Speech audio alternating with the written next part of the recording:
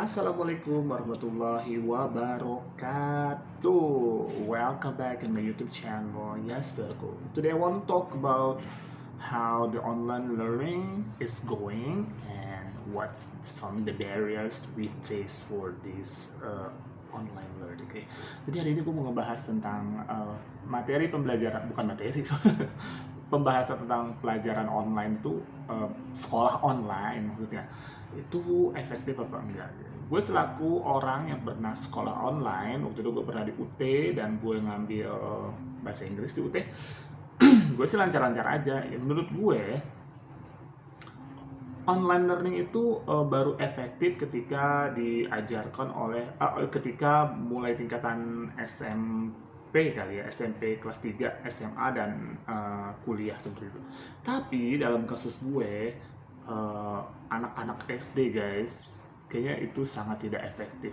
Kita sangat pengen sih anak-anak nggak usah belajar online lah ya, balik ke sekolah buat belajar seperti normal ya, seperti biasanya. Tapi kita nggak akan mungkin melakukan itu dalam keadaan seperti ini, di mana virus corona masih berterbangan dan sangat mengancam yang namanya kehidupan manusia seperti itu. Kita nggak mau ambil resiko ketika akhirnya ketika kita buka kelas lalu ada virus itu masih di depan mata dan kita nggak tahu ya kedepannya kayak gimana seperti itu. Tapi guys, dengan pembelajaran di online learning di SD, banyak juga ya omongan-omongan dari orang tua terutama nih yang bikin gak enak hati. Gue selaku guru sebenarnya udah kesel juga kalau orang tua mulai marah-marah seperti itu. Sebenarnya kita harus sama-sama sabar, paham bahwa ini sesuatu yang nggak kita inginkan. Pertama nih, sesuatu yang jadi bahan pembicaraan adalah guru enak-enakan ya di rumah lo ngajar ke sekolah lo digaji, enak aja ngomong kayak begitu ya. Lo kata yang namanya administrasi itu nggak setumpuk, yang lo kata yang namanya bikin pembelajaran video dan sebagainya itu nggak gampang sekali tag, kecuali gue mau gue sekali tag. Tapi yang lain kan nggak seperti ini. Kalau gue mungkin kenal teknologi, tapi ada guru-guru yang udah tua yang mungkin mereka baru kenal yang namanya online learning di saat seperti ini. Jadi kalau lo yang menuduh-nuduh bahwa guru adalah makan gaji buta, lo harus buka pikiran lo lagi. Lo yang namanya kalau anak lo mau dapetin ilmu yang berkah ya, kalau mau dapetin ilmu yang berkah, lo tuh harus hormat sama guru. Karena kalau guru nggak redo, lo nggak bakalan berkah ilmu lo seumur hidup seperti itu ya. Dan kalau lo merasa bahwa oke lah, gue ngapain sih bayaran tapi anakku terus bawa anak lo pulang dan lo ajarin anak lo sendiri ya, lo bikin sekolah sendiri, lo cari sekolah yang lain dalam keadaan seperti ini dan lo ajarin aja anak lo nggak usah sekolahin anak lo, bawa anak lo pulang, lo nggak usah bayaran ya, nggak usah bayaran, jadi lo nggak usah nyinyir sama guru, lo ajarin. Nanti kalau udah selesai setahun lo masukin lagi ya, kita mungkin mau nerima lo atau enggak terserah kita seperti itu. Jadi jangan ada omongan-omongan yang gak enak seperti itu. Yang pertama tadi itu guru enak-enakan ya, makan gaji buta, itu yang sangat menyakitkan buat gue.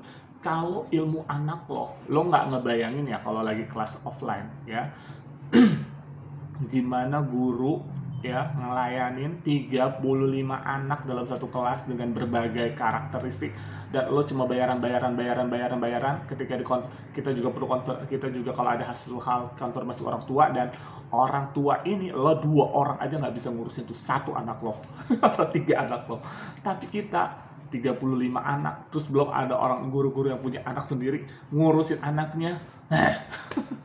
Bikin emosi gak sih kalau ada orang tua yang ngomong kayak begitu? Lo guru enak-enakan ya, makan gaji buta seperti itu.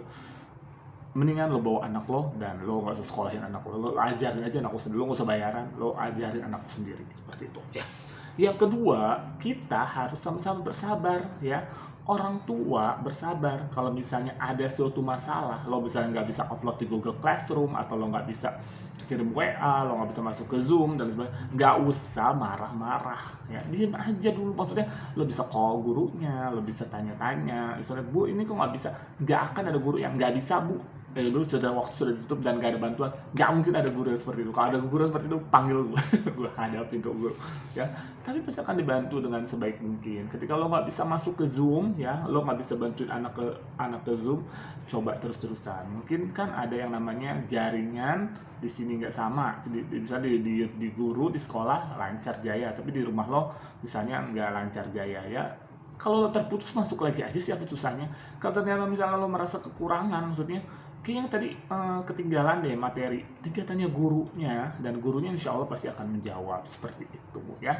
Jadi nggak usah yang namanya ini Alman sejaringan segala macam. Gue kemarin punya pengalaman juga, bikin gue marah. Kenapa guys gue marah? Gue udah bilang sama mereka ketika dalam kelas Zoom gitu kan, pertama kali kelas Zoom, gue bilang sama mereka, Bu, ini mungkin kenapa sih anak saya, ada orang tua yang bilang, kenapa sih anak saya tuh nggak bisa masuk terus di Zoom kelas ini gitu ya.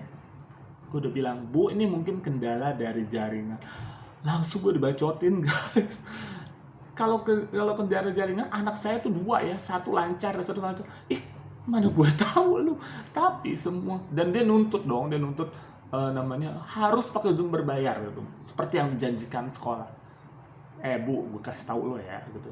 Zoom berbayar atau nggak berbayar, lo mau pakai Zoom premium yang bayar 1,6 juta atau 21 juta atau 100 juta sekalipun, kalau lo ada di pedalaman dengan sinyal yang nggak bagus, atau di Bekasi atau di Jakarta yang sedang nggak bagus, nggak bakalan bisa juga. Jadi lo pakai otak mikir. Kan gue emosi ditukun. Gue udah bilang baik-baik, ini mungkin karena ada jaringan, nanti balik-balik aja. Nggak bisa, gue langsung dihantam seperti itu. Gimana gue nggak kesel kan guys gitu. Makanya kalau sekarang kalau ada yang ini dong, tolong dong lewat email, nggak akan gue ladenin. Semua hak ada di prioritas guru. Gue tahu mana yang terbaik buat murid gue, ya. Dan orang tua boleh ngasih usulan, nggak akan ditolak usulan, dimasukin usulan. Tapi gue yang prioritasin mana yang terbaik. Dan ini bukan sekedar bicara tentang satu murid saja, buat anak lo doang, tapi buat semua anak yang efektif dan efisien. Jadi kalau lo mau anak lo ya diistimewain dengan yang namanya kehendak-kehendak lo, bawa anak lo dan ngajar apa namanya tuh, privat sendiri seperti itu ya, homeschooling aja seperti itu. Karena kita mikir bukan cuma 1 atau 2 anak, tapi 35 anak kita pikirin gimana semuanya. Ada anak yang mungkin punya peralatan canggih, ada anak yang peralatannya mungkin masih sederhana, masih standar seperti itu. Dan kita mikirin itu guys semuanya, ya. Jadi lo harus, orang tua, marilah bekerja sama gitu, sabar. Ini semua hal yang kita nggak kepengen gitu ya. Walaupun di masa depan nanti mungkin ada yang namanya pembelajaran online, ya, online akan lebih efisien ketimbang belajar offline. Tapi kita perlu penyesuaian di saat-saat seperti ini. Jadi jangan marah-marah melulu. Kayak gue nih, gue lagi ngajar ya. Gue lagi ngajar dong, anaknya nggak bisa masuk, dia WA gue tuh WA. Sampai akhirnya, kok WA gue nggak dibalas-balas? Masa bodoh amat. Kalau gue lagi ngajar, lagi zooming, kalau ada WA minta betul, gak bakalan gue ladenin, ya. Sebodoh amat. Gue berkonsentrasi terhadap 35 anak. Kalau ada bisa satu anak yang gak bisa masuk, forget it dulu ya. Nanti kan gue bikinin video rekamannya. Gue juga ngusulin waktu itu, nanti saya rekam ya Bu. Rekam gak bisa, harus orang tua ini ya seperti itu. Tapi kita memang harus bersabar. Bagi guru, kita harus, kalau guru dan orang tua bersabar, bersinergi, ya kita pasti akan menghasilkan yang terbaik gitu. Tapi kalau misalnya dituntut terus segala macam, sekali lagi kita bukan budak kalian guys. Kita bukan budaknya orang tua, tapi kita adalah partner ya. Kalau dibilang lu kan digaji sama orang tua, enggak juga. Gue ngasih ilmu ke anak lo gitu ya. Lah, gue nggak perlu ilmu dari lo, ya bawa anak lu deh gitu, ajarin lu sendiri gitu ya. Lo baru 3 anak aja udah nyap atau 2 anak, 1 anak aja lo udah nyap segala macam, apalagi lo ngajarin 35 anak. Yang 1 anak, kalau pengalaman gue ya, 1 anak si A dengan si B di kelas berantem, itu orang tuanya kita harus gimana, kita harus melayani orang tuanya biar nggak terjadi emosi dan sebagainya. 35 anak kita layanin. Tapi lu 1 anak atau 3 anak aja, lu udah yang menurut gue itu gak efisien guys. Kalau lo marah-marah, lo gak sabar, gak akan pernah efisien pembelajaran online ini. Jadi bagaimanapun juga kita harus kerjasama ya, buat menghasilkan anak yang lebih baik lagi. Ya, anak bosen karena belajar atau lain sebagainya, itu adalah tugas kita buat memotivasi, atau nggak ada, tapi kan kita kerja gitu dan sebagainya. Iya, tahu tahu paham ya, orang guru juga kerja dan dia ninggalin anaknya, dan itulah saatnya kita bekerja sama, bukan marah-marah. Gue kerja, gue bayar, tapi anak gue gak ada yang lain. Lo mau anak lo ke sekolah, silakan ke sekolah, nggak akan dilarang ya seperti itu. Tapi kalau ada resiko corona, lo jangan nyalahin sekolah seperti itu. Jadi intinya harus sama-sama bekerja sama gitu, jangan cuma marah-marah aja bisa nuntut ini nuntut itu tapi nggak pernah mau paham ya. Kalau ada kesulitan, sekali lagi telepon gurunya, tanyain baik-baik. Kalau ketinggalan pelajaran, telepon gurunya, lalu tanyakan pelajaran apa yang ketinggalan, apa yang harus dilakukan, dan lain sebagainya. Kita akan terus melakukan penyesuaian selama beberapa bulan ke depan, dan itu gue tahu itu nggak gampang, it's not easy, tapi inilah mau nggak mau kita harus hadapin ini gitu. Kalau kita cuma bisa ngeluh, kita bisanya ngomel-ngomel, nuntut sana nuntut sini, nggak akan bisa. Yang namanya belajar online itu dihadapi seperti ini ya.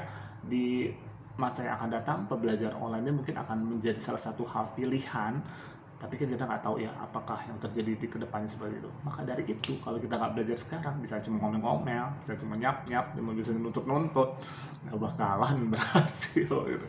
Jadi kita harus kerjasama ya, orang tua murid yang baik-baik, kita kerjasama. Banyak juga sih orang tua murid yang baik menurut gue ya, apalagi orang tua murid yang pengertian, yang ya kita juga paham, guru juga punya anak, guru juga punya pekerjaan yang seabrak-abrak, administrasi dan lain sebagainya, dan kita paham. Kita nggak bisa memaksakan guru untuk untuk nggak ngajar online gitu. Tapi kalau kita mau pun, kita nggak mau ngajar online juga, capek ngajar online itu lebih capek daripada ngajar offline. Kalau offline kelas marahin anak-anak kalau nggak, tapi kalau lihat di online kita marah-marahin juga nggak bisa guys, karena anak nggak akan berbuat amat, apalagi kalau nggak ada pengawasan orang tuanya seperti itu. Jadi orang tua murid yang baik adalah yang mendukung, semangat ya Pak, semangat ya Bu, seperti itu. Dan kita pun akan melayani anak murid semaksimal mungkin seperti itu. Itu mungkin curahan hati dari gue nih, yang apa deh, maksudnya gue sakit hati sewaktu itu ketika dibilang bukan karena jaringan, tapi karena oh my god, gue belajar online dan semua tergantung jaringan guys. Jadi lo, bukannya gue ngeremehin lu ya, dan maksudnya ya gue maksudnya udah tahu maksudnya sesuatu hal itu akan gue antisipasi dengan cara yang seperti apa, dan gue nggak mau ngerugiin murid gue sedikit pun seperti itu ya.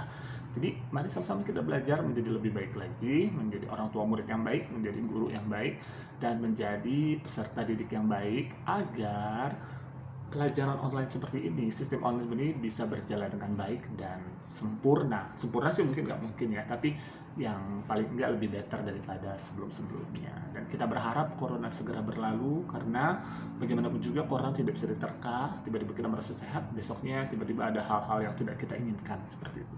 Dan kita tetap stay away from the corona, karena corona itu memang nyata guys, dan banyak kasus di sekeliling gue juga yang tiba-tiba pokoknya menyedihkannya kalau mendengar corona seperti itu. Dan kita jaga kesehatan sama-sama. Oke, mungkin itu aja dari gue. Dan sekali lagi ya, kalau guru-guru bikin status kayak gini, lo nggak usah ramein ya, tapi lo ambil pelajarannya. Kita pun akan terus mengambil pelajaran orang tua murid, masukan dari orang tua murid kita akan olah seperti itu untuk kebaikan 35 murid yang lain. Okay guys, thank you so much for watching my YouTube channel, and don't forget to subscribe, yes Virgo, and like and comment. Don't forget to follow my Instagram, yes Ferguson. Thank you guys. Assalamualaikum warahmatullahi wabarakatuh.